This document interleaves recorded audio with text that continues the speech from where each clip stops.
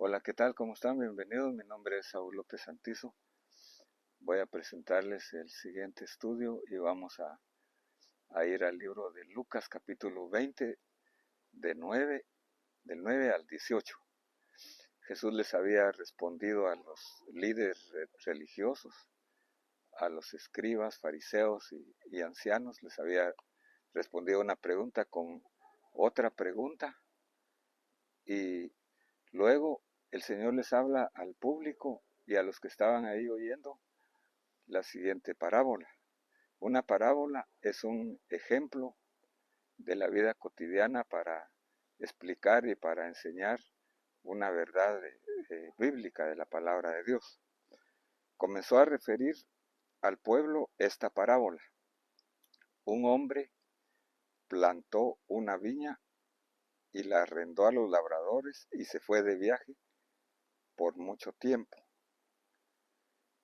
Había un acuerdo en aquel tiempo, en el tiempo bíblico, cuando los dueños de los viñedos, de las plantaciones, arrendaban su territorio, su terreno, su viña a unos labradores. Ellos eran los dueños y habían hecho trabajo de plantar, de edificar, de proteger, de cuidar y de preparar la tierra para que diera fruto. Luego se iban y regresaban para esperar el fruto. Al tiempo de la cosecha, dice que el dueño de la viña envió un siervo a los labradores para que le dieran el fruto, parte del fruto de la viña, pero los labradores, después de golpearlo, lo enviaron con las manos vacías.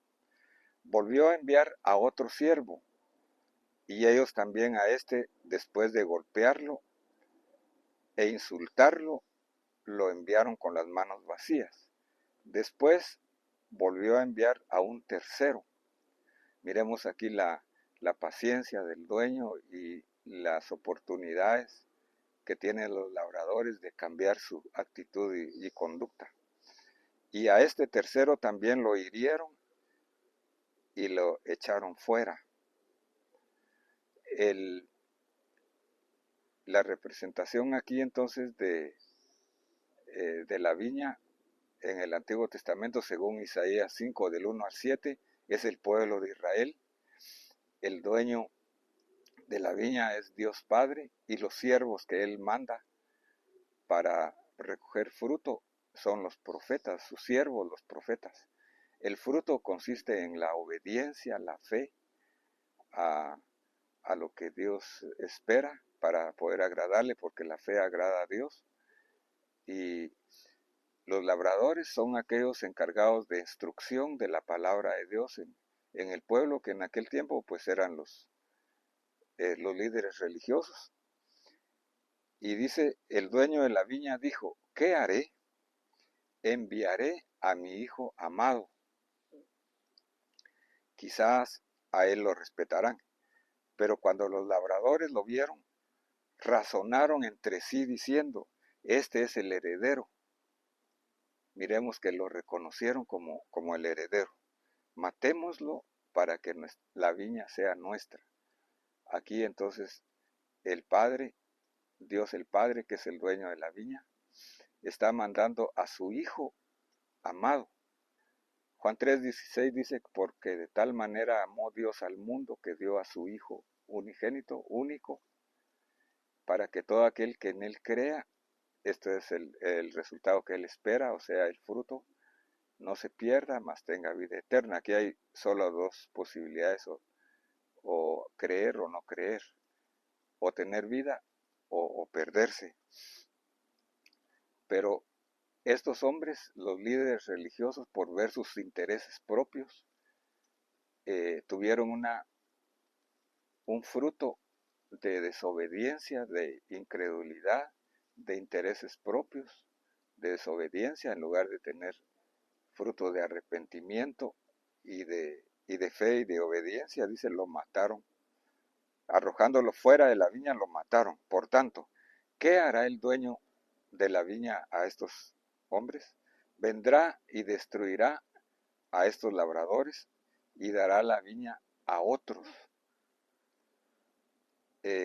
Entonces el Señor, con su gracia, con su amor y su misericordia, había esperado, había tenido paciencia, pero ellos no aprovecharon esta gracia, este amor, esta paciencia. Dice Juan 1, 11 y 12, a los suyos vino y los suyos no le recibieron, pero a los que le recibieron les dio el poder de ser hechos hijos de Dios, que nacen de acuerdo a la voluntad de Dios. Entonces, vemos nosotros que Dios es el dueño de todas las cosas, dice el Salmo 24:1, del Señor es la tierra y su plenitud, el mundo y los que en él habitan, porque Él la hizo, Él es creador, nosotros le pertenecemos a Él por derecho de creación. Pero si hemos recibido a Cristo como nuestro Señor y Salvador, le pertenecemos a Él por derecho de redención. Y si estamos nosotros tratando de agradarle, de echando frutos, también somos nosotros sus siervos. Aquí entonces el dueño de esta viña, de acuerdo a Isaías capítulo 5 del versículo 1 al 7, que es el Dios Padre, y la viña era el pueblo de Israel. Como habíamos dicho, los siervos eran los profetas, esperando el Señor frutos agradables. Él vio frutos desagradables de incredulidad y de desobediencia. Entonces, sigue diciendo nuestra lectura Lucas 20, 17 y 18. Pero él, o sea Jesús, mirándolos fijamente a los líderes que estaban ahí, les dijo, entonces, ¿qué quiere decir lo que está escrito? Y él les menciona el Salmo 118, 22 y 23, la piedra que desecharon los edificadores, los constructores, esa en piedra angular se ha convertido. Todo aquel que caiga sobre ella será hecha pedazos, y aquel sobre quien ella caiga la esparcirá en polvo. Entonces hay una consecuencia grave por rechazar la gracia, la paciencia, el amor de Dios en Cristo Jesús.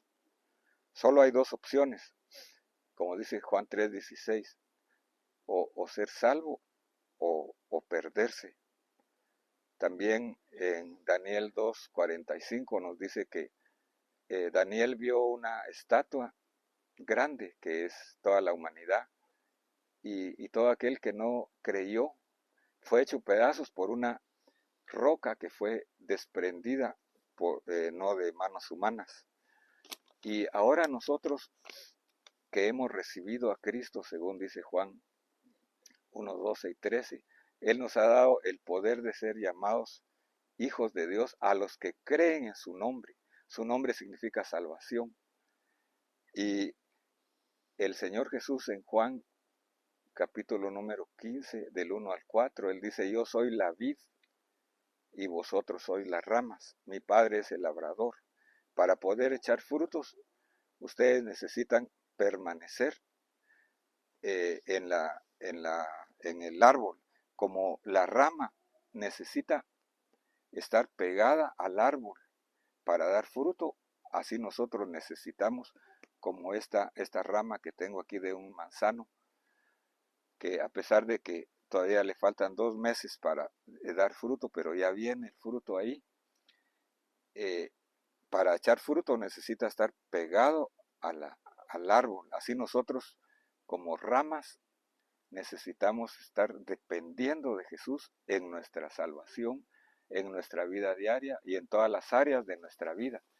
Dice el Señor Jesús, mencionando al Salmo 118, 23 y 24, que esta piedra que los edificadores desecharon ha venido a ser la piedra del ángulo, que es la roca que a los que no lo reciben hace caer y puede hacer pedazos, pero a nosotros los que creemos, Él es la piedra, Él es el fundamento de nuestra fe, Él es el fundamento de la iglesia de Cristo, Él es la única roca y Él es la roca también de nuestra salvación. Para terminar, sería bueno que nos hiciéramos las siguientes preguntas. ¿Estamos reconociendo quién es Jesús y lo que hizo por nosotros? ¿Agradecemos y aprovechamos el amor de Dios y su paciencia? ¿Aprovechamos el sacrificio salvador de Jesús en la cruz del Calvario? ¿Estamos esperando al Señor? ¿Nos estamos preparando para su venida? Y estamos dando fruto para recibir los galardones y dar cuentas al Señor. Que Jesús sea el fundamento de nuestra fe y de nuestras vidas. Que lo reconozcamos a Él como la única piedra angular sobre la cual edificar nuestra vida espiritual. Que podamos responder nosotros a su amor, a su gracia, a su paciencia con frutos de arrepentimiento, de fe y de obediencia, permaneciendo en Jesús y en su palabra, con la ayuda y la guía del Espíritu Santo. Que Dios te bendiga en este momento.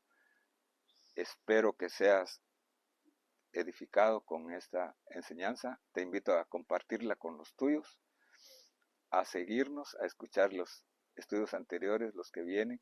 Y si no te has suscrito, te invito a que te suscribas haciéndole un clic a la campanita para recibir notificaciones. Amén.